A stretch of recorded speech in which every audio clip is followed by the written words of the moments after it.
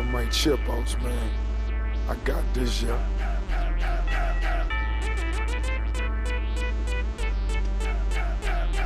And now, this is the moment you've all been waiting for. It's time to listen to Reece and Dan on the Ankle Pick Pod. All right, let's start it. UFC 283. Let's get into it, man. That is in Rio de Janeiro this Saturday, the 21st, 5 p.m. Central prelims, 9 p.m. Central main card. I love it. I'm ready for it. So let's get after it. It is a pay-per-view. So New pay-per-view price. Looks like we got 15 fights. New pay-per-view price? Yeah, it's going up $5 from like $74.99 to $79.99, I think. Wah, wah. Okay. Daniel Marcos takes on Simon Oliveira. Simon Oliveira is minus 145. Daniel Marcos plus 125.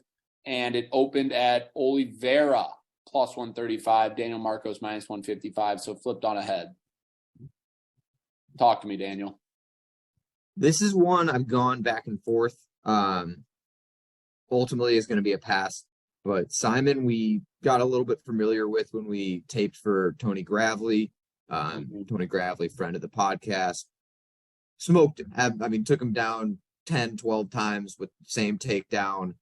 Simon went for that guillotine a couple times, which admittedly is really, really dangerous. And he's gotten that like 5-6 times in his career, so I don't blame him.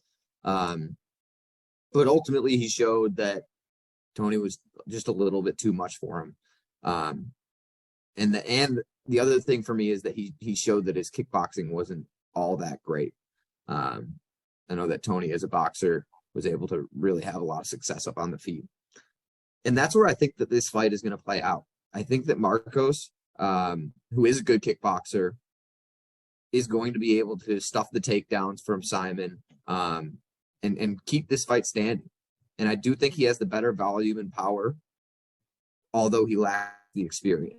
And so ultimately, I wanted to back Simon this week. I don't think I will. If the price keeps on moving, you could find me on Marcos, because it came down to the questions of who wins in a striking battle for me, whose cardio is better. And I just wasn't sure who was who. It's almost like a coin flip for me. And so if that price keeps on moving, I'll gladly take 2-to-1 money on a coin flip, but it's just not where I'm at right now. Yeah, I'm in a similar vein, and I have gone back and forth on this one.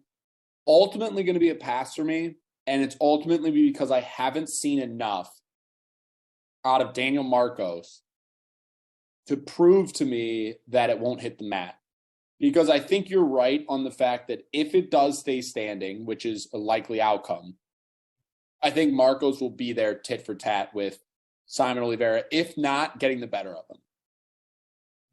However, I think that if it clinches, like you said, the guillotine's always there. Oliveira is very, very good jiu-jitsu. And he even is a kickboxer in his own right, which is interesting. So well-rounded. I just think that when I look at Oliveira and I look at Daniel Marcos, the reason why I can't comfortably back either of them is because of how questionable it is. Like, even before the Contender Series fight, Marcos took like 2.5-3 years off while he was fighting in Peru or Mexico.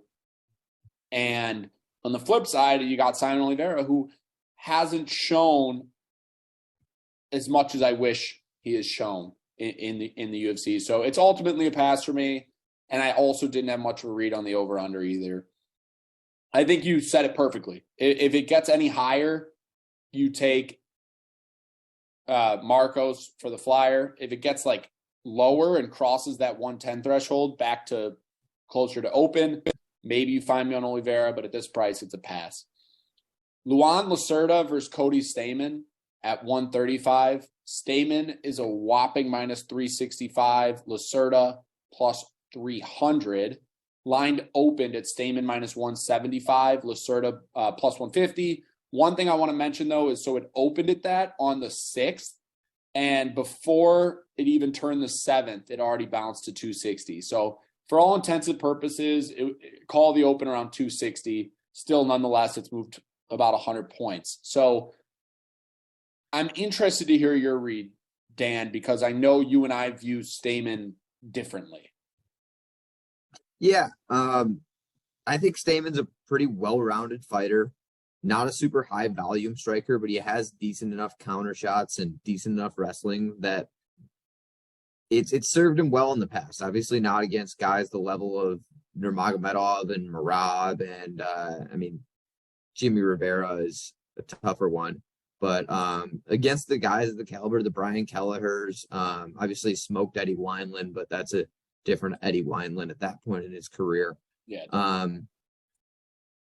I think this is a good matchup for him, just being the better striker and being the one with the wrestling to be able to dictate where the grappling takes place.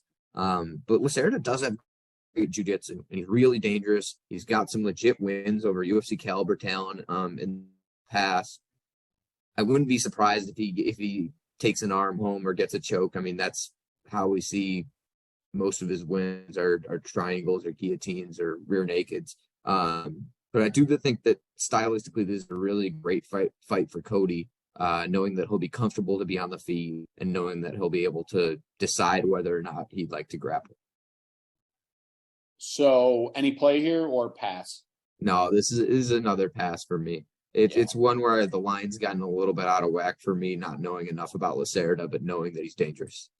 Yeah, you kind of took the words out of my mouth. It's like there's a 90.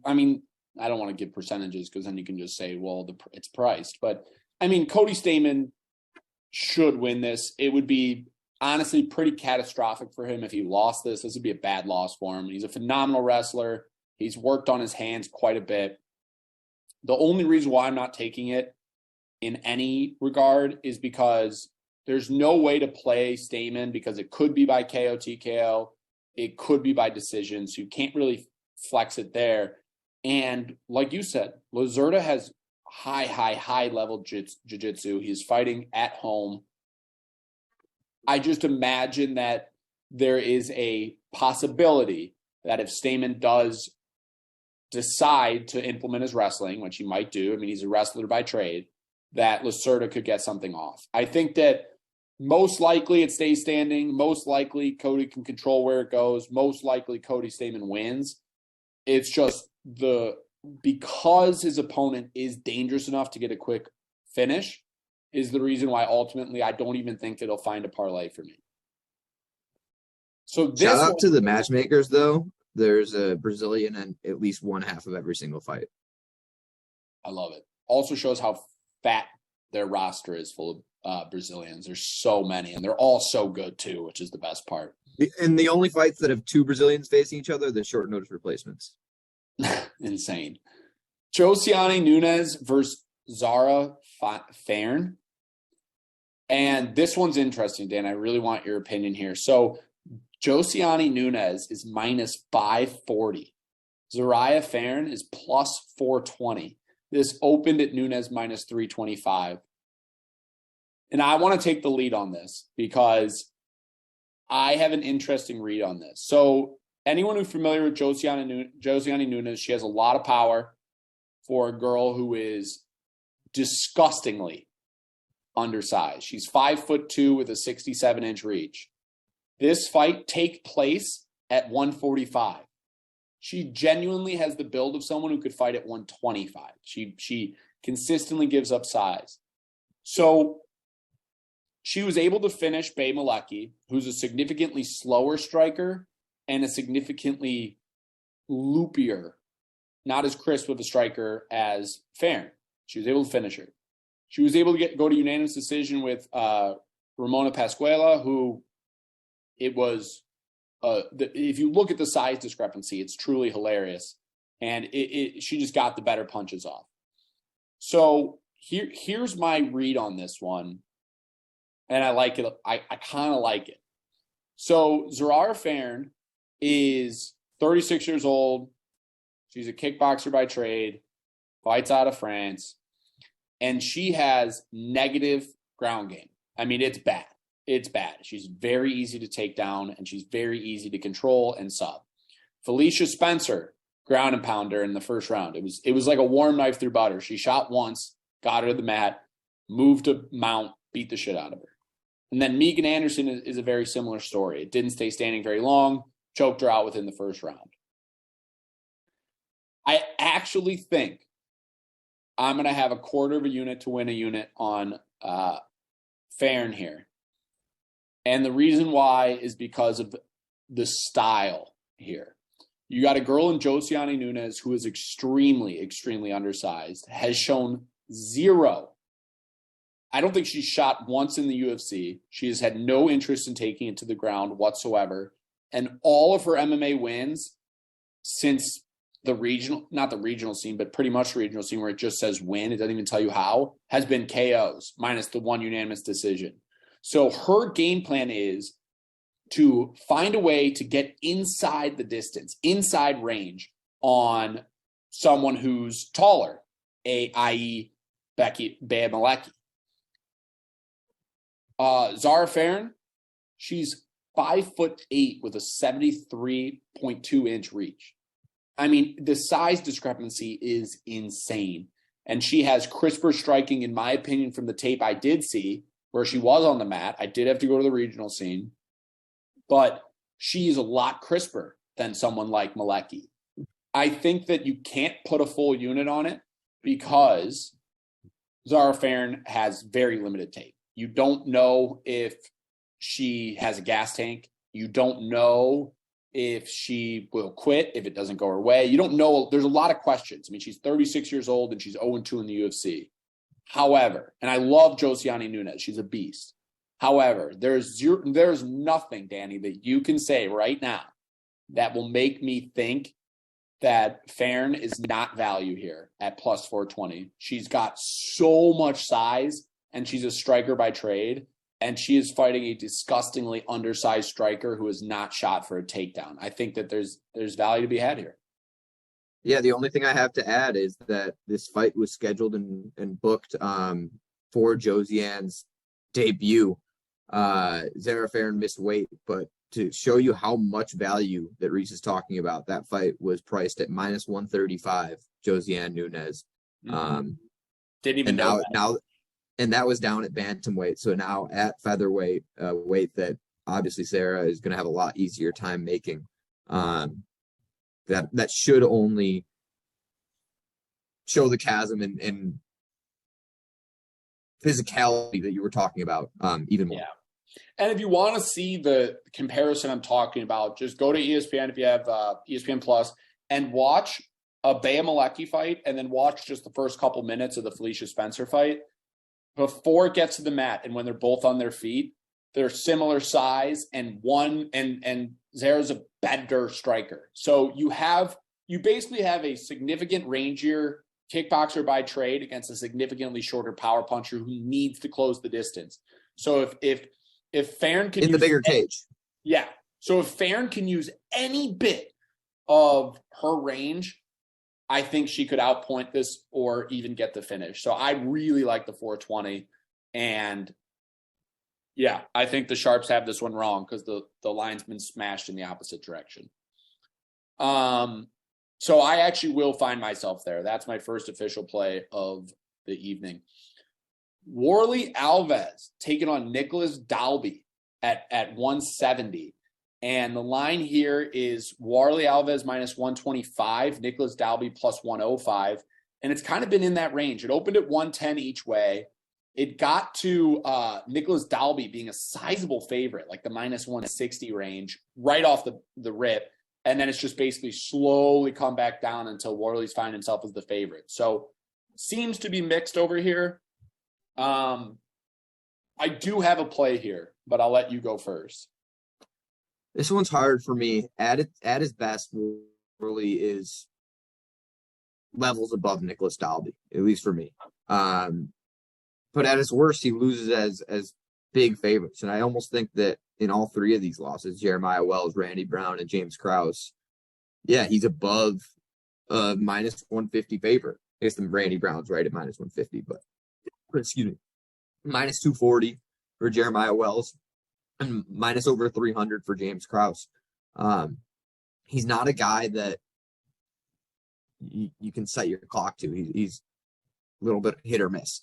I do think that this is a great opponent for him, an aging 38-year-old Nicholas Dalby, who is pretty all around well-rounded. But it's just I don't think that he can grapple or strike better than Warlley Alves in round one. Warlley's explosive, a much better grappler. He starts extremely fast. And against a guy in Dalby who I haven't seen dig that deep recently. I think it's a good matchup. So are you on Warlley or no? I don't love the way the line has moved, given how hit or miss he is. I wish I had gotten it when he was a dog. So I'm going to wait and see mode. So I actually have a play for you that I like quite a bit. It's this fight not to go to decision. So before I saw the line, I thought this would be priced in the minus 200 range. I thought it was going to be all over it. It's not. Under 2.5 is minus 120. Not to go to decision is minus 150. I like that extra 2.5 minutes. But here's my breakdown here. Warlley Alves is beyond explosive, insanely explosive, and really powerful leg kicks, really bad defense, and you see it in every fight he's been in. He won via liver kick against Lazaz, ridiculous leg kicks. He tripled up on him, phenomenal. Lost to Jeremiah Wells. Lost to Randy Brown via triangle. Lost to James Krause. Everyone is finish. On the flip side, you have a guy in Nicholas Dalby who only gets decisions. However, he has phenomenal cardio and pacing. And he showed that against the Claudio Silva. He lost the first round, and Silva gassed, and he just put him on him. He put it on Daniel Rodriguez and got a W there, believe it or not. And he also got subbed by Jesse Ronson. So it's not like he only goes to decision. My thought process is I watched Warlley Alves quit against Randy Brown. He basically blew his gas tank in the first round, came out in the second round, and basically let Randy Brown sub him. You watch it happen, and it's like the slowest triangle ever. And then the commentator's like, oh, it's not in. And then Warlley just insta-taps because he was gassed. So I think this makes for a great play where Warlley could finish Dalby in the first round easily. But I think that Dalby could finish Warlley in the second or the third easily due to the fact that Warlley Alves is all or nothing, boom, right out the gate, and Dalby is more high pace, high velocity. So I don't trust either of these gentlemen is the big problem. I don't trust Warlley to stay within himself. And I don't trust Dalby to not get subbed by Jesse Ronson in the first round. Like, if Warlley does decide to shoot and take it to the mat, Dalby could be fucked. If Warlley decides to keep it standing, Dalby could be fucked. I don't like playing either side because I've seen that you can't trust Warlley Alves, but I really like the fight to end inside the distance. Tell me I'm not crazy. You're not crazy. And I think in that same vein, we're dancing around this point, but if you're on the Dalby side, it feels like a good opportunity to wait and play it live. Alves is going to start fast, and we've seen Dalby take control later in previous fights. Could not agree more. I think that if you look at this first round, I think you should star on your card potential live spot. I think that if you look at this first round and it's 10-9 Warlley or even 10-8 Warlley, I think you hop on that Dalby side depending on the price because there definitely is a gas take discrepancy here. Yeah, depending on how Warlley looks walking back to the stool. That too. Yeah. Very interested to hear your take on this one. Ismail Bonfim versus Terrence McKinney taking place at 155. Terrence McKinney is minus 125, Bonfim plus 105. And this has been flip-flopping over that zero line quite a bit. So it opened at Terrence McKinney minus 130, where it sits today. It did get to him at minus 115 for a little bit, even as low as him minus 110. And now it's come back to minus 130. I'm very interested to hear your take on this one, Dan. Yeah, I mean, McKinney's a really exciting fighter. You star him for a potential performance of the night, potential fight of the night every time you see him on a card. And it's because he starts at 100 and he keeps that face until the fight ends, however the fight may end, whether that's him getting a knockout, him getting a submission, or him getting finished. Usually his fights don't see the third round. He's got real power in his hands, especially that straight left hand. Good offensive wrestling. I think that although his style is conducive to winning bonuses, it's not conducive to making a run or putting a streak together. And Ismail, although he's making his UFC debut, he's a guy who's got a lot of experience. He's got decent boxing. He works well behind his jab, walks forward constantly, has the cardio to back it up along with good footwork. I do think that if he doesn't go out of there, and then there's no reason that I have to believe that he's super chinny, he's going to chip away and win as this fight goes on. This is another one I have earmarked for a potential live betting spot. Mm-hmm. If I even get that position, some McKinney fights. And I wouldn't be surprised if this happens, if McKinney smokes him in the first round or gets smoked. Some McKinney fights you can't live bet at all because they end. But almost everyone. I am leaning on that Ismail side to survive, maybe looking at the over. I like that puckered butt cheek overs. You're getting good plus money on the over 1.5 here. Yeah. So I had a similar problem. I imagine that there wouldn't be a spot here on the under, but I kind of liked it because of McKinney's fight style. I was right. But this one's priced way differently. It's like minus 340. It doesn't go to decision. Mm-hmm. So my first instinct as a gambler, and Dan, you are a very sharp gambler, so I'm sure you had a similar instinct, was this line is a little low. I thought that this is a trap spot for Bonfim. I feel like Terrence McKinney being minus 125 after all of his highlight reel knockouts, especially with the public being a fan favorite of his, I was shocked by the line. I dug into the numbers a little bit, and now I'm concerned because I found myself on McKinney or nothing. And the reason why is because Bonfim, definitely the less talented of the two Bonfim brothers. He's the older one, though. He is older. I was not impressed with what I saw from his striking. I really wasn't. It lacks power. He's not as crisp as I wanted to. He does work leg kicks well. He does have a decent IQ, but he's flat-footed. I wasn't as impressed as I thought I would be when watching the Contender Series back. When I watched Terrence McKinney, he's speed advantage, McKinney, by a big margin. Accuracy, McKinney, by a pretty big margin. Power, McKinney, pretty big margin. The reason why I don't know if I'm going to get myself on it, Dan, is because of I don't know why it's priced where it's priced. I think it should be a lot closer to McKinney minus 170, minus 180. So I feel like it's a trap. The other reason I don't want to be on it is because I don't trust McKinney. We've seen him gas. I feel like you only get one round out of him before he's gone. And I haven't heard him say anything in media or anything anywhere to really acknowledge that fact and show that, yeah, I'm working on that. I know I gas. But, I mean, wrestling advantage McKinney, top pressure McKinney, submission McKinney, striking. I mean, McKinney's just better, in my opinion. I just, from everything I saw, McKinney's just better. I don't know why it's priced as such. I was hoping that you would have you could explain it to me, because I don't want to find myself on a trap fish side, and I know the public's going to be on McKinney, but I don't get why I would take Bonfim here. I think it's just what you said. You only get one round from McKinney. Mm-hmm. So are you taking the over? Or no, this is another one I just have earmarked to live bet. Okay. I think that if round one ends, I'll be on Bonfim going to the stool. Yeah, and I looked at a potential like McKinney inside the first round, not barely any more value. I think you have McKinney minus 130, and inside the first round is him minus like 110. Like, it's pretty much like that's mental. I might need to watch some interviews. I hope he's going to start fast in front of this Brazilian live crowd. Yeah, like, I know. I wish we ankle pickers were at media, because I would just ask him point blank, and I would say, "Have you addressed your gas tank problems? Because I need to know this." I might DM him on Instagram, see if he says shit. But yeah, I might find myself on a unit on McKinney.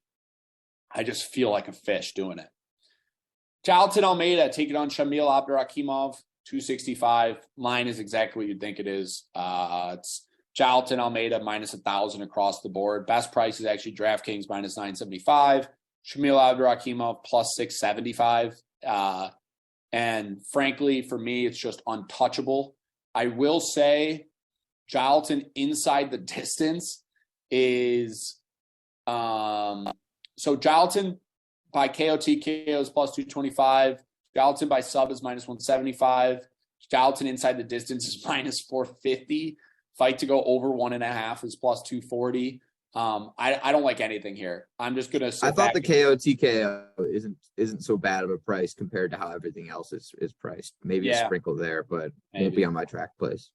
Yeah, I think that if you're looking at this, you should just enjoy what Jailton's going to bring to the table because it's going to be a mauling. Watch someone who is teasing light heavyweight and probably should be at light heavyweight just dismantle somebody in front of your eyes. Very impressive talent. And I would be shocked if at some point he doesn't at very least challenge for gold. So I agree. Yeah. Ultimately, I have to say it. There's heavyweights, big game of punch face. The line's a little bit big for my liking.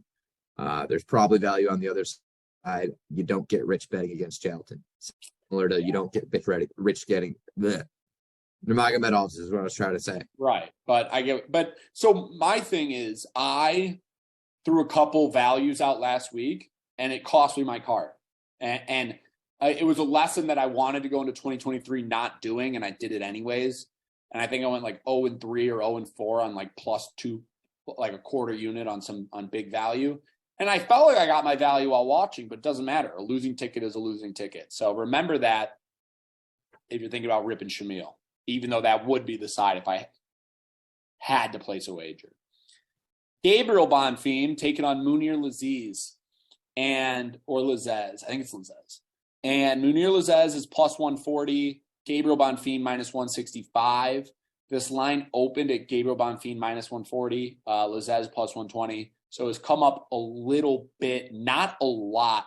And I expected this line to be higher, but I'm very intrigued, Dan, at what you see in this match because I guess I'm on the fence here. So I want to hear your opinion first because you could sway me.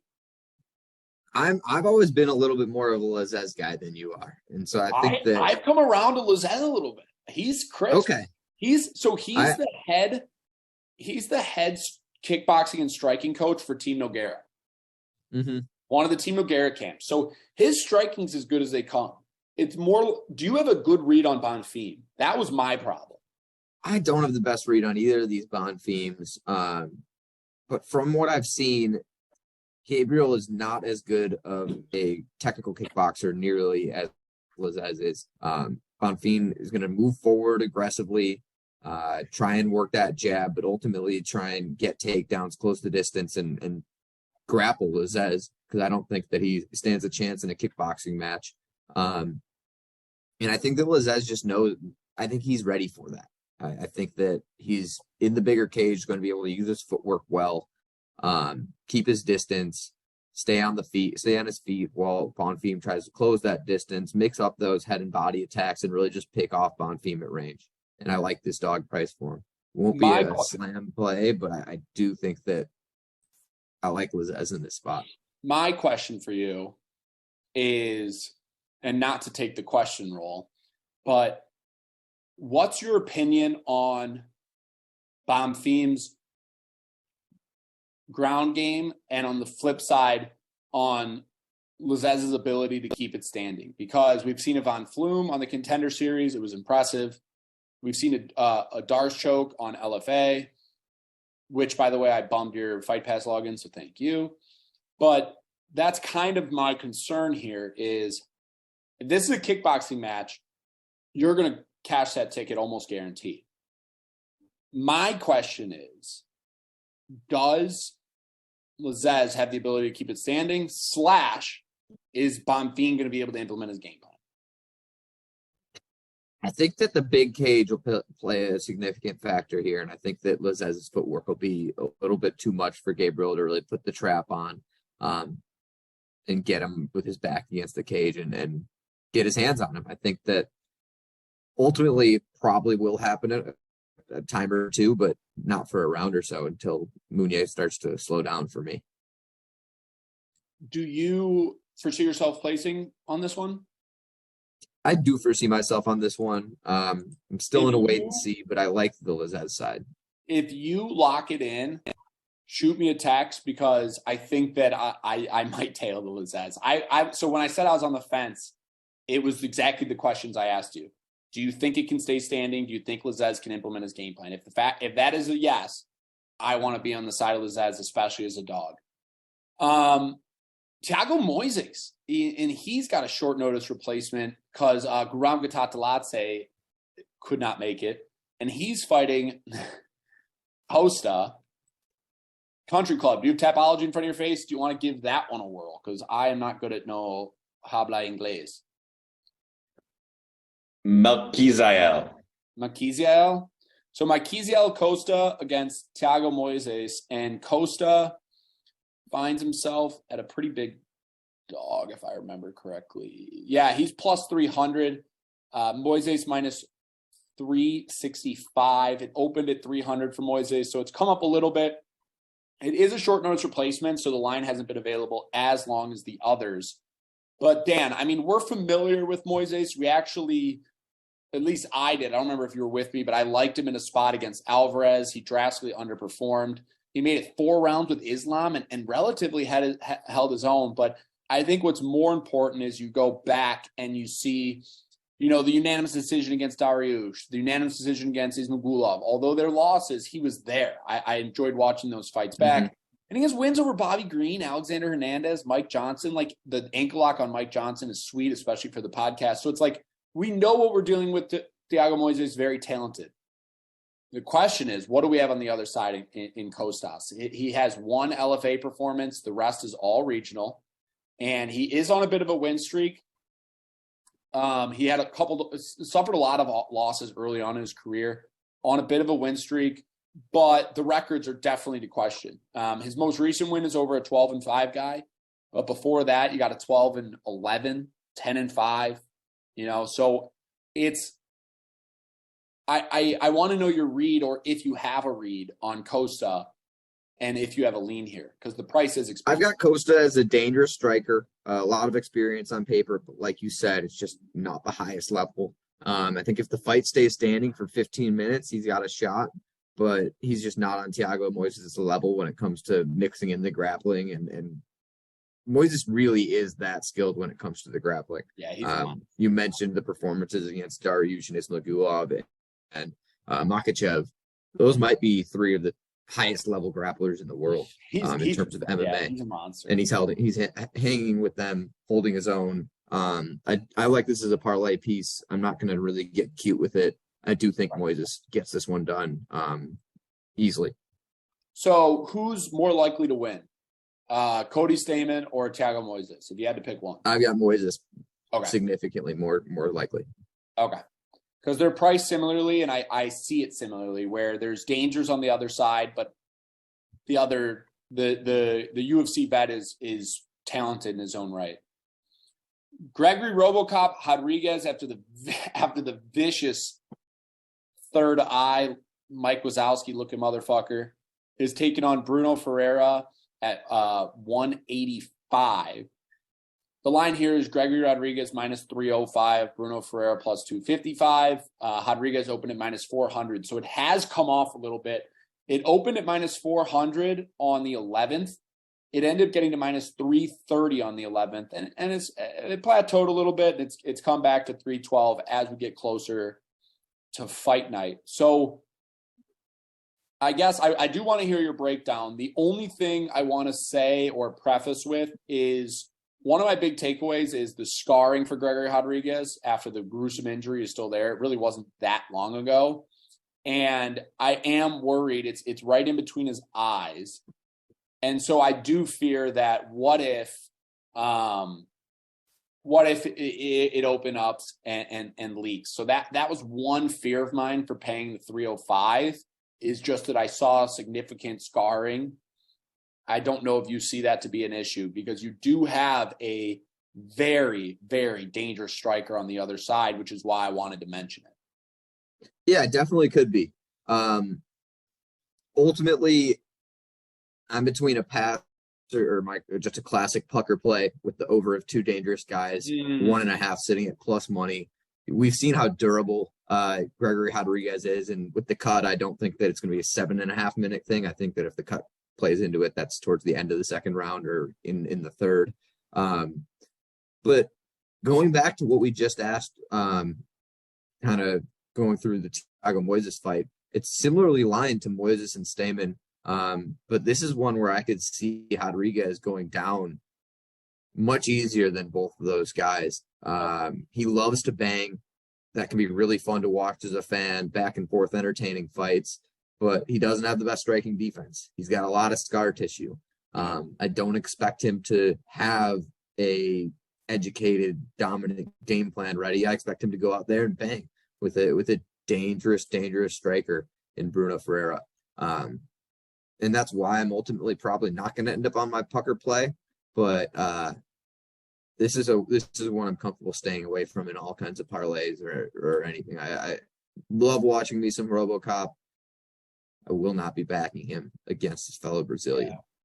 I think that the value would be on Ferreira, and I also love RoboCop, and he's lived by the sword, died by the sword, and you got to respect it. I mean, he's finishing Marquez, finishing Chidi, finishing Jung Young Park, finishing Fremd. I mean, the list goes on and on. He's also getting finished by Jordan Williams, who's no longer in the UFC. So you have a guy that's talented, wants to strike. His grappling's good, doesn't like to use it for some reason. But my big thing is if Ferreira lands a couple bombs or works the jab, do you see Rodriguez split? Do you see it compromise his vision? It's just if let's say 6 months down the line or a year down the line, you got RoboCop at like a closer to even money, you can run the risk.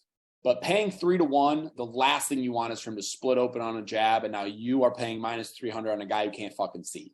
So I'm on Ferreira or pass. I'm probably passing because RoboCop's just too dangerous to fade, but I think that you would have a tough time convincing me to lay RoboCop's juice. I think even in a parlay, you got to ask yourself if he's going to be compromised in any way. So just you're no play for you? No play there. Sweet. Shogun Rua, Mauricio Shogun Rua against Ior Pretoria.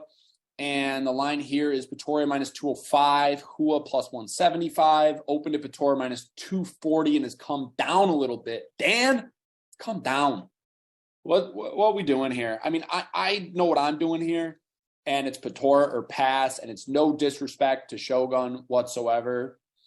He's a first ballot Hall of Famer, in my opinion, but he's 41 years old. And he is slow, and he does not have great cardio. And he is not, I mean, he went to a draw with Paul Craig, then lost to Paul Craig, then lost to OSP, then had a horrible, slow split decision against Big Nog or Little Nog. It's just not it. And he, in his prime, loved Shogun, always gave a great fight, has wins over Lyoto Machida, beat Chuck Liddell, beat Mark Coleman, beat Overeem. I mean, he was a fucking beast, dude. Beat Kevin Randleman. I mean, he has it all. He's a great guy to go back and watch the highlights of. But a 41-year-old on a 2-fight losing streak, facing a guy who's 26 and has proven to be competent enough, I think that if I was going to play, it would be Pretoria. However, and most importantly, I'm not gonna place it officially because of the fact that I don't trust Pretoria enough. Yep. Really nothing to add. It's not a good recipe to be 40 years old, 40 plus as a slow striker. So my question for you, if you did tape it, this one is, can Shogun implement his game plan on the mat? For me, that's a no. I'm staying away from this one. I don't like betting against Shogun Hua. And like you said, Poirier is just unproven. And under or fight doesn't go to decision is minus 260. There's no play there. I doubt it sees the scorecards, but at 260, I don't know if it's worth even teasing that. Yeah, I think. What do we have? Is there a fight ends in round? No, never mind. I don't want to look at all this. I'm not playing any of those cues. Okay, yeah. I'm not even going to tempt you. Stay disciplined, people. Stay disciplined. I was going to make an attempt just now, but this is a disciplined Danny in 2013. Attaboy. 2023. Jesus, what is tonight? We're going for record units. Paul Craig, Johnny Walker at 205. Johnny Walker finds himself at minus 195. Plus 165 on the return for Paul Craig. Johnny Walker opened at minus 150 and has gotten some love from backers, man. He really has. Let me hit you with this. I like Johnny Walker. He's proven since changing camps that he is very dedicated to being disciplined and reinventing himself. He looked good against Cutelaba.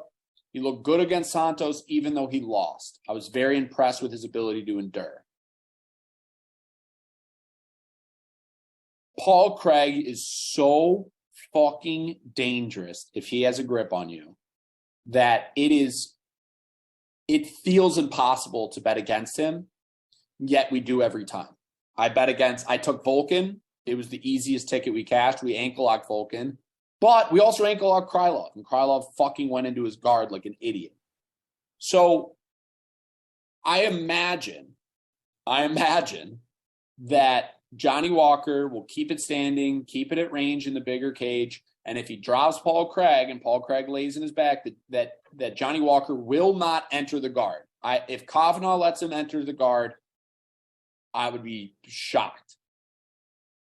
However, can you lay that amount of juice on someone who's proven to make dumb decisions and is proven to potentially sacrifice himself for entertainment? I'm curious your take here, because there's no scenario where I'm on Paul Craig. His striking is shit, and you are relying on sub or bust. And that's no disrespect to Paul Craig. He's cashed me a ton of tickets. Not in this spot. I don't like it in this spot. Where are you at on this one? Because it's interesting. You have the two polar. I'm fading Paul Craig. I know that, like you said, it makes you uncomfortable. One-dimensional fighters should not have success at the highest levels of any division. And I know that Johnny Walker is not the Johnny Walker that he was projected to be when he burst onto the scene. But he is an athletic specimen. He is an extremely dangerous striker. And if he does not play Paul Craig's game, it's his fight to lose. Like you said, we bet against Paul Craig a whole lot. It's been an up and down game. Ultimately, I do think water finds its level, and Paul Craig's due for a losing streak with the winning streak that he's been on. Do you think we're getting value on Johnny Walker due to the fact that Paul Craig ripped the arm off the headline champion, Jamahal Hill? And that is 100%. Yeah. 100%. Yeah. I think that anyone breaking down that fight or this fight this week has to mention it. Yeah. It's going to be in the promos. It's going to be. But it's also telling that happened less than 2 years ago. And Jamahal Hill is fighting for the belt right now. And Paul Craig, with one loss, has been nowhere near it. Yeah. I just think that when you get to a guy as dynamic, I think that it's impossible to take inside the distance, even though Paul Craig's proven to be chinny. Alonzo Menifield hammer fist comes to mind. I know Alonzo Menifield's a beast of a human, but hammer fist is hard to TKO anybody. So it's hard to take the finish. But if Johnny Walker takes the Volkan Ozdemir game plan, there's zero reason why he should lose this bout. The other question I have, Dan, you would know better than me. What is Walker's grappling credentials? Is he a never been sub? So, but I don't know about credentials on paper, but never been sub. Okay. I will actually. Can we get our stats department on that? Kobe, can you try to find out what level of jiu-jitsu Johnny Walker is? And I know that if you click into fight details on fightodds.io, it sometimes tells you their credentials if you want to try to go there. Sorry, I just lied right there. He got subbed in 2015 at heavyweight by Klidson Abreu. Never been subbed at middleweight. Yeah, the only thing I have to say is, what? That was regional scene. Klidson Abreu. Okay. Samurai FC. Yeah, what the fuck? All right. So that was the first fight on the main card. I did mention that.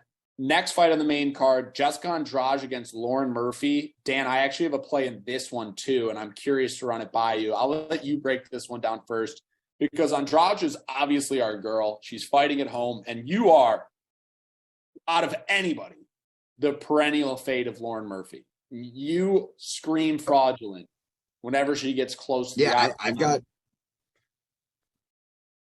Go ahead. Got a very predictable take. It's just Andrade being the more skilled, more strong, carrying real power, going to dominate this fight. I like it as a parlay piece. I don't see how. I forgot to mention. It is Andrade minus 490, Lauren Murphy plus 390. It did open though at Andrade minus 500, so it's technically moved down, but it doesn't even really count. That's why I'm curious as to what your play is. But so my play is under 2.5 plus 100. Now, it's for 1 unit max, but my logic is there's no reason why Andrade shouldn't be able to get Lauren Murphy out of there.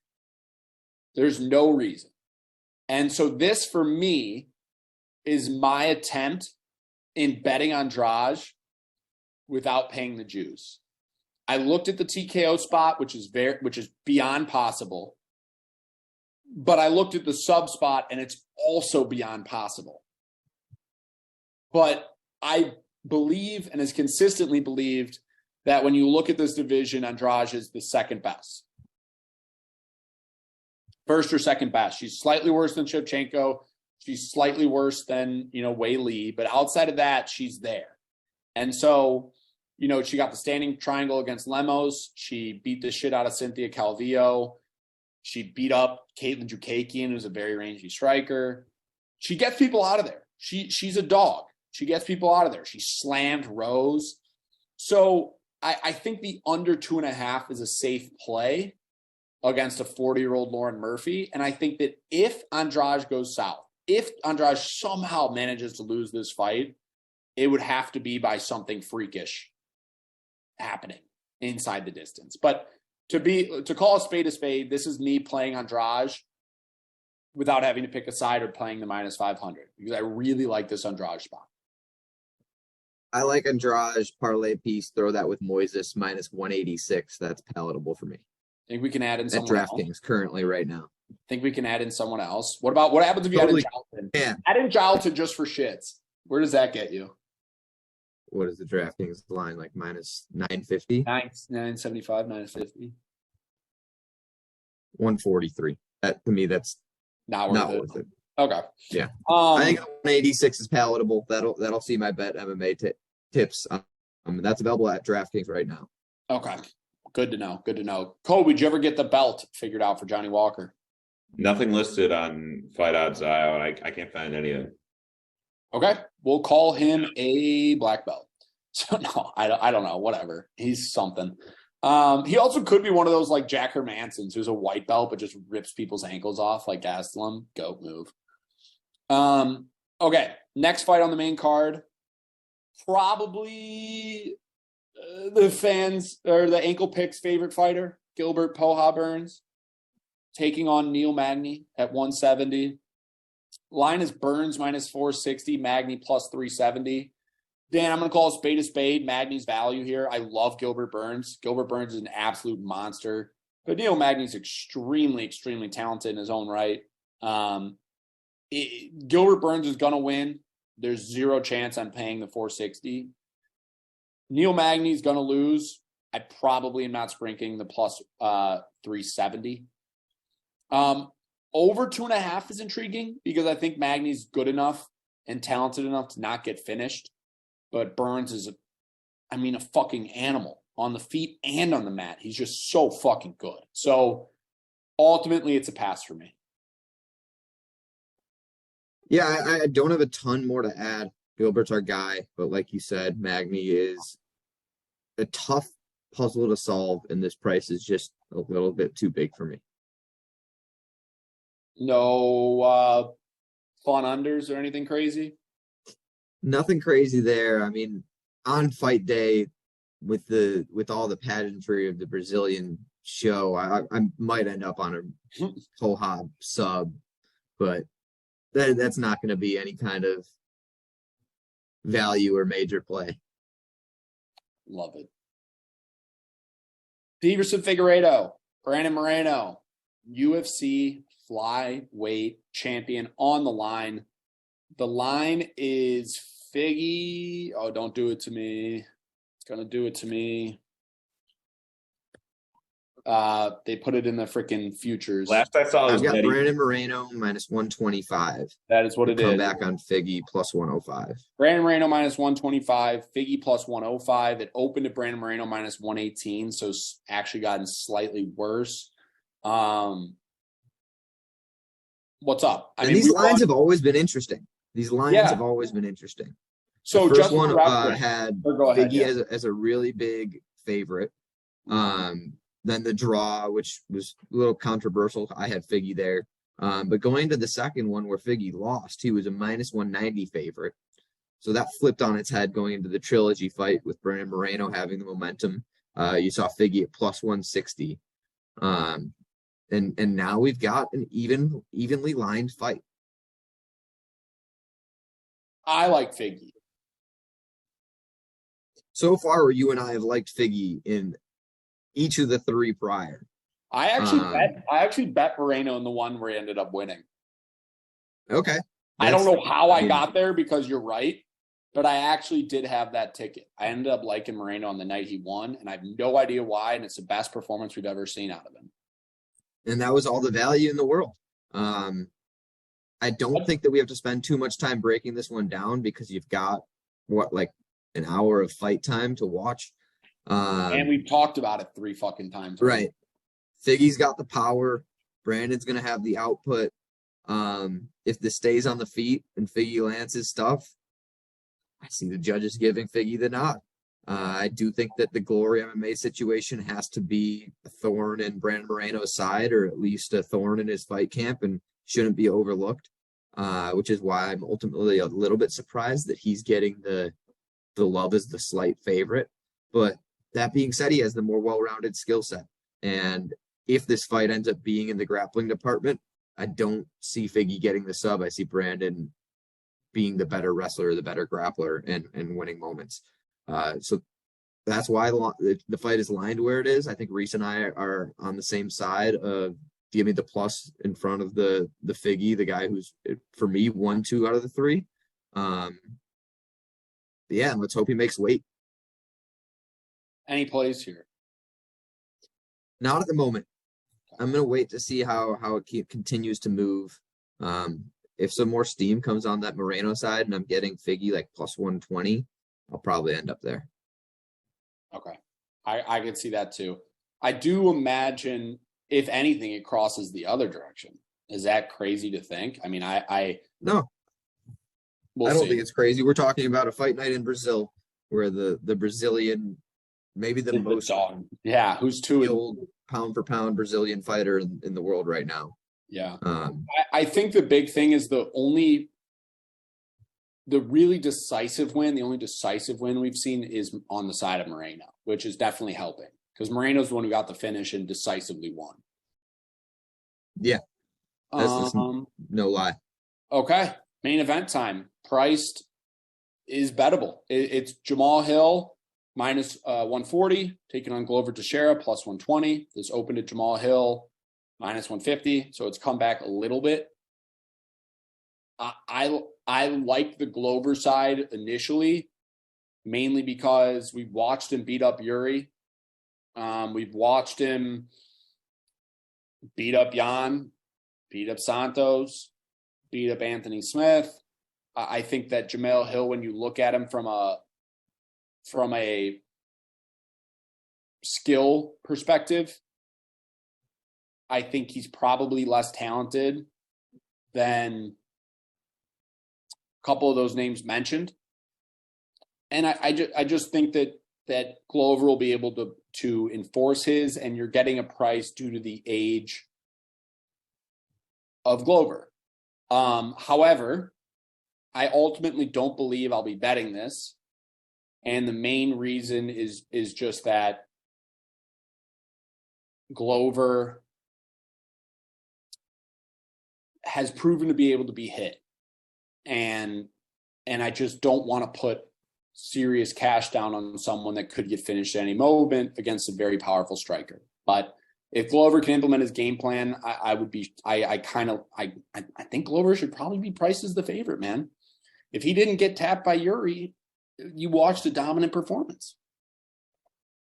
Yeah, I do think it was a dominant performance. But I think that you made this point when we recapped that fight. A lot of that had to do with it being very sloppy. And it got sloppy because the pace of the first 2 rounds. And ultimately that's where Glover took control and was able to get his off on Jiri. I hopped in on this one just yesterday at minus 125 I'm on Jamahal Hill. I do think that this pattern of Glover getting stung eventually comes to seriously bite him. And looking back at the biggest concern a lot of people have on the Jamahal Hill side is how he's going to be able to handle Glover's grappling. And for me, as skilled as Glover's grappling is, it's always been more dynamic than heavy. His top pressure is not his best attribute when it comes to the grappling. And a guy like Jamahal Hill, who's much more athletic, has shown to have great get-ups. He does not stay down. I think he's going to spend a lot of time on the ground, even when Glover brings him there multiple times during this fight. I'm ready for it, and I'm accepted that this fight is going to be an MMA fight. It's not just going to be one spark, Jamahal Hill. But I do think that Jamahal is game for that kind of fight. I think he puts on a show in Brazil where he just hurts Glover early, but probably doesn't finish him early. And then from there, it's Jamal's fight to control. Mm. Wow, we actually disagree on that. I just think that Glover has competed against people that are better in every attribute and is proven to be able to endure. And I think the delivery method is also just a lot more favoring Jamahal Hill versus comparing him to Yuri Prochazka. I should have mentioned. Yuri is this dangerous striker, but it's a lot of dynamic striking. It's not a lot of 1-2s down the pipe. Jamahal Hill is not going to let Glover move forward as much as Jiri lets him move forward. You don't think this is too much too quick? That's definitely a big question. And under the bright lights in Brazil, Jamahal Hill's definitely going to be feeling the pressure. When you look at I think that he's a dog though. We talk about Paul Craig a lot on this episode. Paul Craig taps a lot of people, like you said. Yeah, no, he does, and that happens. His danger is crazy. Jamahal Hill's the kind of guy that said, fuck that, I'm not tapping, I'll fight with a broken arm, until the ref said, dude, you can't fight, you have a broken arm. No, for sure. I mean, I'm not going to, Jamahal Hill's a monster. It's more just like, when you look at the resumes and the people that Glover has gone toe-to-toe with, and then you spin it back and you look at people that Jamahal Hill's gone toe-to-toe with, I mean, I've never seen Anthony Smith get beaten that badly. I've never seen Jan Blachowicz. Anthony Smith, who's not predominantly a striker, had Glover on skates in those first 2 rounds. No, and that's why ultimately for me, I'm leaving it, because I think this could go either way. And I think that if you run this back 100 times, you get very different results a lot of the times. But yeah, I don't disagree. Ultimately, I think that it's Jamahal Hill's time, and that we'll see a lot of changeover at the top of this division in the coming years. But the other thing, no matter how the outcome is, you can hang your hat on that CLV. I mean, granted, it's not closed yet, but I mean, you already got 15 points of movement, and it seems to keep going in that way. So at the very least, you'll close with some value, and that's something we can all hang our hats on. So Danny and I guess we'll talk about ankle lock as the week goes on. We do better as we figured, as we can digest more stuff as the week goes on. Kobe will have his plays out. I will force him. I might have to post the graphic. We'll work on all that. Follow us at Ankle Pick Pod on Twitter. We have been putting YouTubes up thanks to Danny. He's absolutely been crushing it. I've been working on the TikTok. Please hit the like. Please hit the subscribe. It actually helps with our algorithm. Literally everything. We're out here grinding, boys. It's been 3 years, 4 years, and we're still bringing the content. We're still breaking down the fight. So let's have a profitable Saturday. Let's get after it. I've done the last couple pohas. Who's feeling it? Give it to Dan. This one's got to be a good one. Give it, Dan. Dan, this is a Gilbert Burns card in Brazil. Give it to us. Rio de Janeiro. I'm not even going to try and pronounce this arena, but